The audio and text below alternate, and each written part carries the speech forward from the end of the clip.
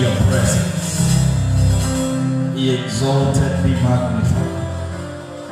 We honor you and we praise your holy name. Thank you, our King. Thank you, Jesus. Thank you, Lord. In Jesus' name we worship. Amen. Amen. God bless you. Thank you, singers. God bless you. So I take this time to welcome you this morning to your Sunday service. This e-service or online service. We thank God that we have been through these hard and tough situations. The Lord has kept us. So we come to you with the joy of the Lord. And I bring you greetings once again. Good morning, good afternoon. I know we are in different timings, and many of us are watching from far from India. I always see a few people who watch from far. God bless you. Thank you for keeping in touch with us and sharing this message with the many. So once again, I want you to invite your friends. You can share this on your Facebook page. You can invite friends. Let them know that in the next 20 minutes or so, the word of God is coming to them, and it's going to be a blessing. The Bible says that the word of God is permanent. Actually, Biblia inasema, Bible says that let all men be liars, but God will always remain faithful. So we have one sure foundation that we can build our faith on, and our lives will continually be founded on a permanent solution. Amen. So let's pray as we get to the word. Father in heaven, I thank you this morning. I thank you for my viewer. I thank you for everyone that is watching, and those that are here, the few that are in this place. I ask you to use me, give me utterance, release understanding to everyone that is listening or viewing. I thank you that the anointing of God and the presence that is in this place this morning will flow through the airwaves, touching lives in their homes and transforming them for the glory and honor of your holy name. In Jesus' name we pray. Amen. Amen. So get ready with your Bible, a pen, or an iPad, or whatever gadget that you have. We will share a few scriptures. Man shall not live by bread alone, but with every word that comes from God. I believe with all my heart that in these times that we are living in, through this pandemic and the crisis in the economy, in different areas in our families, I believe that we need to have some wisdom and some revelation from God to know how to live and survive, in quotes, or conquer or live a victorious life through these hard and tough times. And I'm going to, for the next few Sundays, maybe this being the beginning of the first one, I'll be sharing some few things on the book of Nehemiah, because I believe that God is still building his kingdom. The Bible says that Jesus declared, I will build my church, and the gates of hell or hate shall not prevail against it. So we know that even though the structures, the church structures have been closed, God is still building his church. God is still in the matter of building. He is still in the business of building. And it's very important that we also understand that we also need to build our lives. I know many people have been in a season of losing. You're losing. It's like you are not progressing. But I want you to know that the season will change. And you need to adjust your life and get into a system or a place whereby you'll be able to be built even as the Lord is building you. Amen. And Nehemiah is a great book. It starts with so many crises. The Bible says it's after many years of bondage, of slavery. The children of God were in captivity, and they were going through very hard times and situations. And the Bible says that after these times were over, God raised Nehemiah, He raised Ezra, He raised Zechariah, He raised Haggai. All these were working in the same timings, and all were prophesying and equipping, and some of them were leading in the rebuilding of the great city of God. And Nehemiah is a very good book, because the writer of this book rises up at a time when there was so much difficulties in whatever task that was ahead of him. It required a lot of confidence, a lot of courage to face some of the situations that were in that day. And I want to bring to you some, maybe this morning I'll deal with 2, maybe in the future I'll add some more, like 7, because we need to have some principles, some guidelines that will guide us into a mode of building. Because I believe that after this, or they say that coronavirus will be with us for some time, it's very important that you learn how to build even in times of crisis. Hallelujah. Because we cannot hide ourselves, bury our heads in the sand and just declare that we'll do nothing. No, we have to continue building. We have to continue doing the will of God no matter what. Amen. So Nehemiah chapter 2 verse 11. I'll read verse 11. But if I got all the time, I would have started in chapter 1. But I will begin from verse 11 in chapter 2. The Bible says, "So I came to Jerusalem, and I was there 3 days." Verse 12.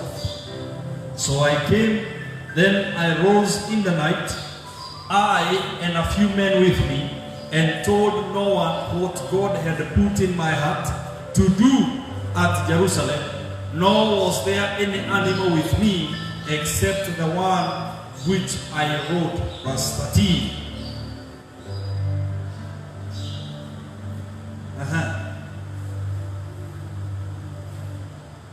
Verse 13 says, "And I went out by the night through the valley gate and the serpent well and the refuse gate, and viewed the walls of Jerusalem, which were broken down, and its gate, which were burned with the fire." Look at this. The situation was not good. The gates were destroyed. They were broken. They were in ruin, and they were burned. That's not a good situation. That was not a good sight. But the man of God, Nehemiah, had purposed through, verse 12 says, what God had put in his heart. What God had put in his heart. "I told no one what God had put in my heart." Meaning, he was not there because of his own agenda. He had not come to Jerusalem by his own ideas and methods of doing what he knew how to do it. He was here with a mandate from above. He was working under a mandate from God. And I want to tell you, child of God, these are the days that we utterly need to depend on God and His revelation. Whatever you will do, whatever you must do, it must come from God. Hallelujah. So the first thing I want you to write down or to note is that if we shall progress, if we shall move forward, it has to be through a revelation from God. What is a revelation? A revelation The word revelation comes from the word reveal. It comes from the word unveil. It means there are some things that cannot just be seen by natural or human ability. They need another ability to be revealed. And that's why, child of God, in these times, I normally like quoting these men, the CS, Mutai, whatever he keeps on telling us. If we treat this disease normally, it will treat us what? Abnormally. It means that we are living in an abnormal times.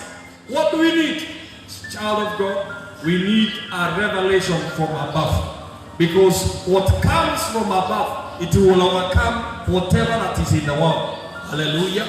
So Nehemiah has come to do one job. He has come to rebuild the wall. But Bible says he rose in the night. You know, that's very interesting. He could have gone during the day. But because he was walking under revelation, under an instruction, under divine guidance, he knew if I go by the day, things will not be right. He went in an abnormal way, in an abnormal time. He went during the night. I pray for everybody who is watching me and listening to me. May the Lord give you revelation in this hour to do what not everybody is doing. To do things in an unusual way. Because Nehemiah had a mission. He had a mandate to come and rebuild. Let me say this. The first thing that you need to have in this time that we are building, you are building your family, you are building your ministry, you are building your business, you are building whatever you are building. May the Lord give you revelation.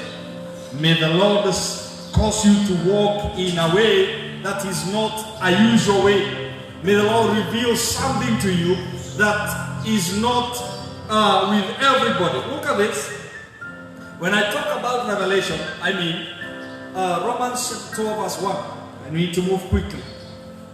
Romans 12 verse 1.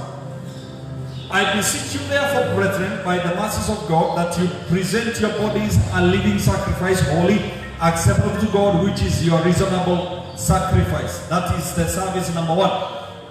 You know, we are missing to come back to church and say we were in a service. Listen to me. Bible does not say that when we gather together that's a service. Bible says the service number one is when you offer your body as a living sacrifice. Hallelujah. Holy, acceptable to God, which is what? A reasonable service. So service number one is not a song. Service number one is offering your body. Hallelujah. So then you move to verse 2. Verse 2 says what? And do not be conformed to this world. Meaning, the world, that's the word the world talks about the systems, the way things are done here, the natural way of doing things. Bible says, do not be conformed to this world, but be transformed by the renewing of your mind. The renewing, Marcos word, transformation. And this transformation comes by the renewing of the mind, being made new. Why do we need to be made new? Because already we are coming from the world. We are coming from the systems, the way things are done on the world. But we can be renewed by the renewing of the mind, that you may prove what is good, acceptable, and perfect will of God. There is that which is good, there is that which is acceptable, and there is that which is the perfect will of God. And that is what I'm talking about. We cannot just walk normally. No, we need to walk in what is good, acceptable, and perfect will of God. And that will require transformation of the mind, so that we may be able to receive revelation from God. Praise the name of the Lord. I say praise the name of the Lord. So I pray that we will work out on our old. If the Bible is talking of a renewed mind, it means there is an old mind. There is an old way of doing things. And I've been listening to some of the people saying, no, we need to go back to what? We need to go back to the mountain. We need to go back to the forest. Listen to me. Those are the old ways. Those are the old methods. We need another renewed mindset. that will know and walk in the will of God. So, number one, Nehemiah did not just go. He went under the instruction from God. And he went by night. Those were instructions that were already in him. And when you read verse 14 of Nehemiah chapter 2, the Bible says, verse 15, the Bible says, so I went up in the night by the valley and viewed the wall. Then I turned back and entered by the valley gate, and so returned. And the official did not know. They did not know why. Why did they not know and they were with him? That's what I'm talking about. There is something this man knew that not everybody knew. God had laid something in his heart. I pray may the Lord lay something in your heart in Jesus' mighty name. Then the Bible says something very important. I say that we just lay down two major principles in this season. The other thing you realize with building at times of crisis or hard times is that we need intercession. We need intercession. Say with me, intercession. Intercession is a word that comes from two words. It means inter and septic, meaning you stand between. You stand between. You will know and you realize that Nehemiah was not just an ordinary man. This was a noble man. He was working at the palace. So whatever that was concerning these feeble, miserable people, the Jews, in fact, he was in a very nice place in the palace of the king. But he did not remain comfortable. Though he had everything that he had, he carried the burden of God, and he took the responsibility of going to rebuild the fallen city. So he was standing in the gap to do the will of God.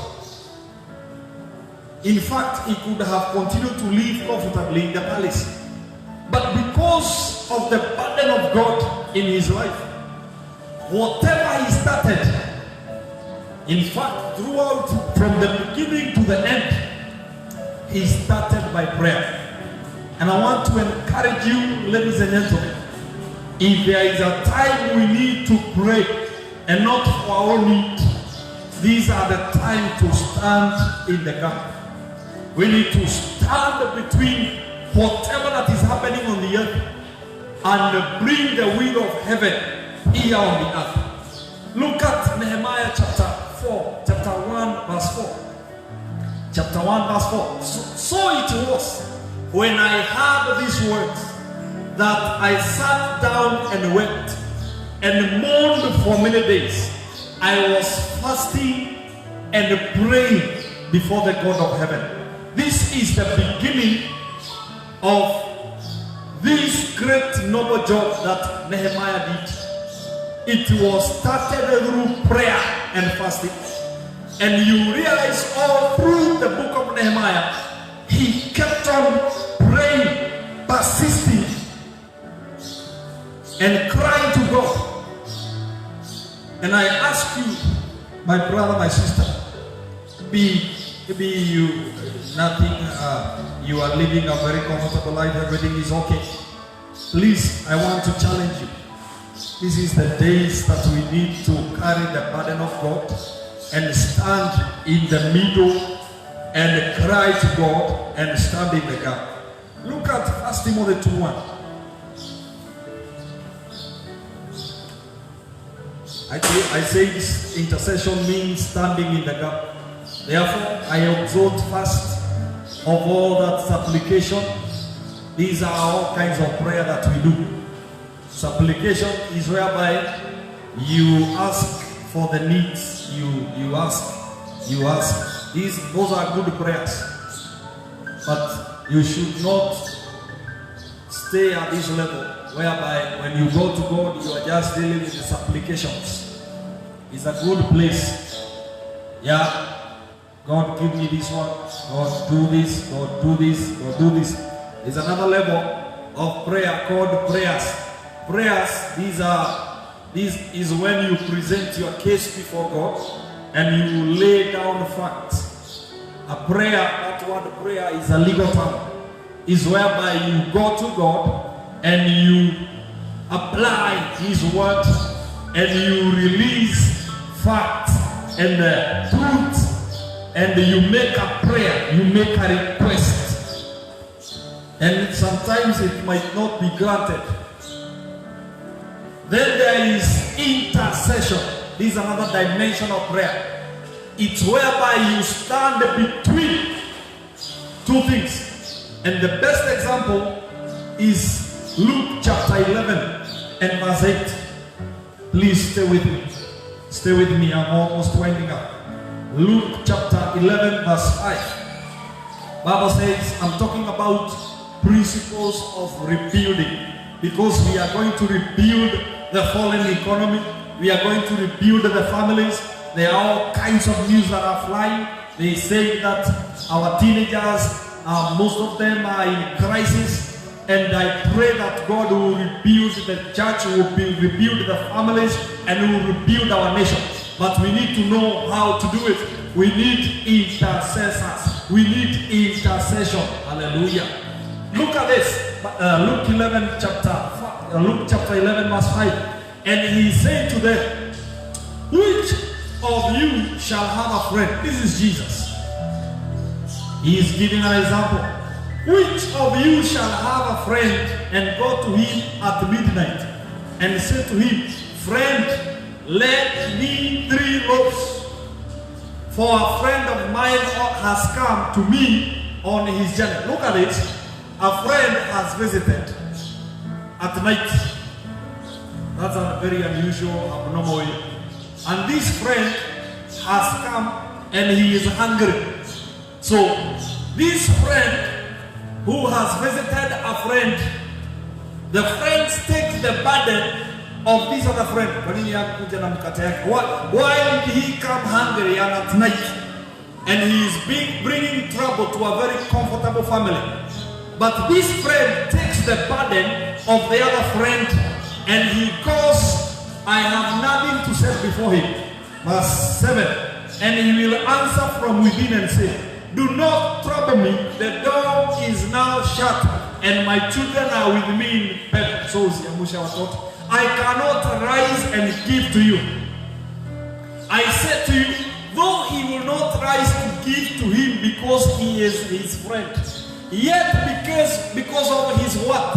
Persistence, he will rise and give him as many as he needs. This is a person who is going to trouble himself. He's putting his life in risk. In fact, he is jeopardizing his friendship with his friend because of another friend. I pray for you in the name of Jesus. May the Lord give you capacity, ability to stand in the gap because of another. In Jesus' mighty name. Let me give you another example. Look at Genesis chapter 18, verse 17. This is Abraham. This is Abraham. God has decided to go and finish Sodom and Gomorrah. Their iniquities are too much. And God has decided, I will finish every animal, every human being, and whatever that is in Sodom and Gomorrah. But as he is heading towards that destruction mission, he gets into the house of his friend Abraham.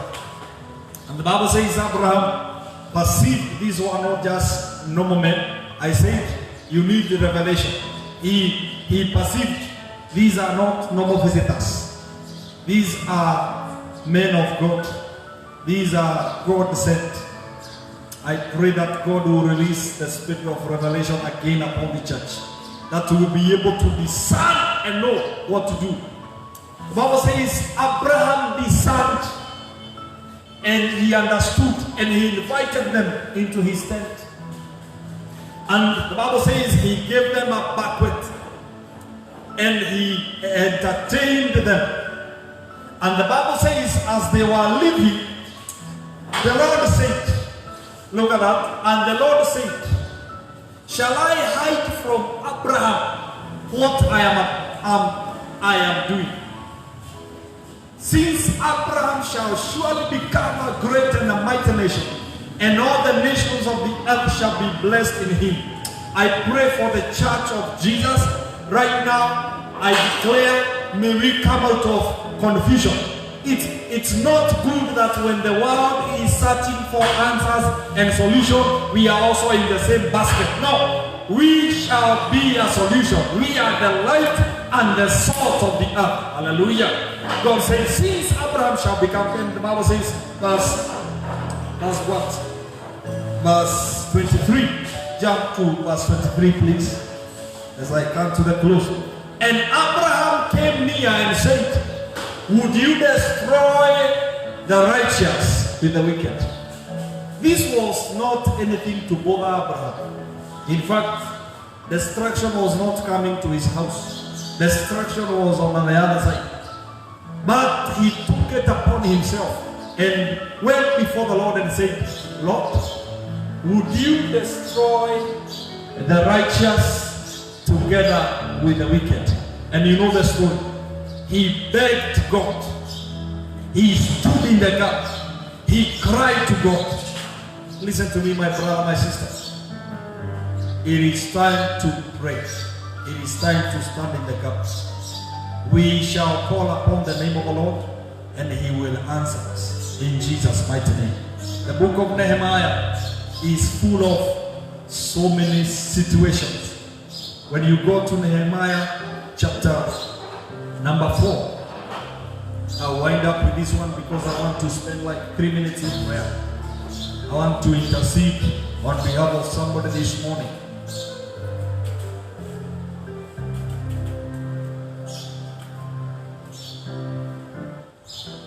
Chapter 4 verse 3.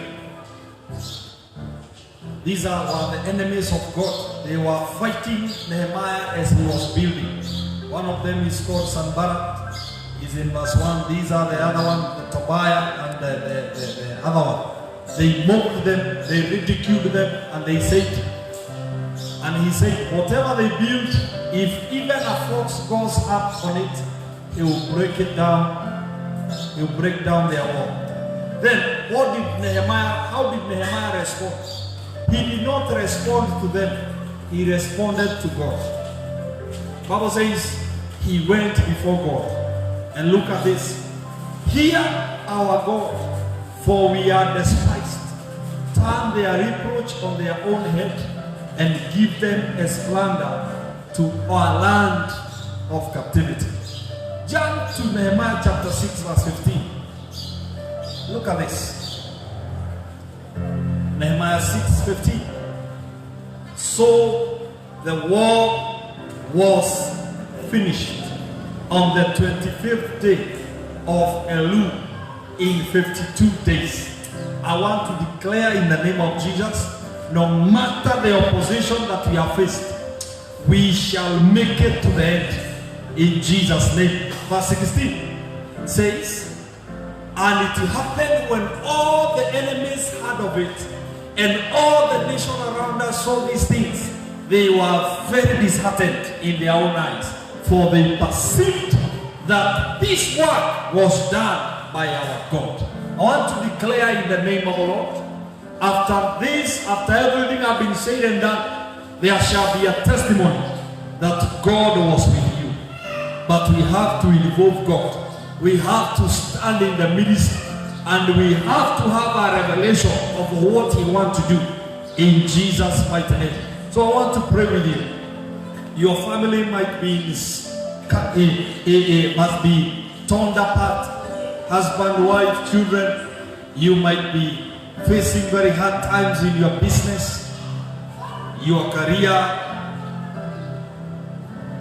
the government, whatever area that you are in. I want to declare to you, may the Lord release a revelation in your heart, and may God release strength in you.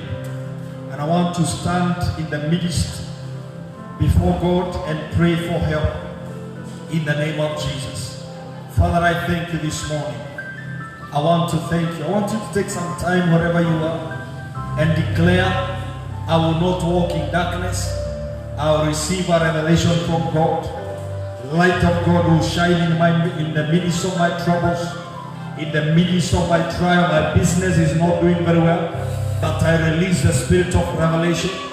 My family is not doing very well, but I release the power to turn things around in the name of Jesus. The enemies are after me, but I release the grace of God upon you in the name of Jesus. Wherever you are watching me from with your family, I want, if you can join hand with somebody wherever you are, I want us to believe God in the name of Jesus. There shall be a turnaround. Let's get into 2 minutes of serious intercession this morning in the name of Jesus. In the name of Jesus. Let there be light in that situation. Let there be light in that situation. In that situation. Even now, let there be light in our nation. Our leaders don't know what to do, but I know, God, you have a solution for us. Our president may not have a solution, but Jesus, you have a solution. The families are crying. We have all kinds of cases. The teenage pregnancies. The parents are scared. They are scared. They don't know what to do. But I release grace in the name of Jesus. Oh Lord, remember mercy. Like Abraham cried to you when you are about to destroy Sodom and Gomorrah. We cry to you, God, for the sake of Tiganja, for the sake of Bika, for the sake of Kenya, for the sake of the nations of the world. May you have mercy. May you have mercy. May you have mercy. May you have mercy upon us, O God. May you have mercy upon us, O God, in the name of Jesus. In the name of Jesus. In the name of Jesus. Thank you, Father. Blessed be your name, O God. And blessed be the name of the Lord. He is worthy to praised and adored. So we lift holy hands in one accord, singing, blessed be the name,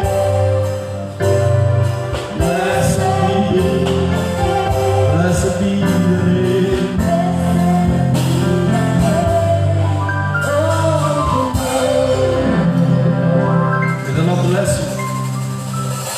Continue next week with more pillars that we need to have in this season. I've just shared 2: revelation and intercession. We shall continue next week. The Lord bless you. Thank you for spending time with us and listening to us. The service can only be short, but we thank the Lord that we still have some time to come to you. So I want us to wind up the Sundays with our givings. Please get ready to give your offerings. You can see the screen behind me. You just go to the M-Pesa number, go to pay bill. You write paybill number 22118, then account number Keganjo Cash. Package your offering, even as I pray. Thank you, Jesus. Father, I thank you for the gifts, the offerings of your people. I receive them under this anointing and grace. Lord, you give seed to the sower and you give bread to the eater. Release the same to your people. Lead them out of the valley of lack and death and scarcity. Bring them to a place of abundance. May you supply to them. In Jesus' mighty name we pray. Amen. And shalom. God bless you. I want to leave you with our usual scripture from the book of Acts, chapter 20 and verse 32. Please share with your children, with your family members. Now, my brother, my sister, I commend you to God, to the word of His grace that is able to build you up and to give you an inheritance among all those who are sanctified.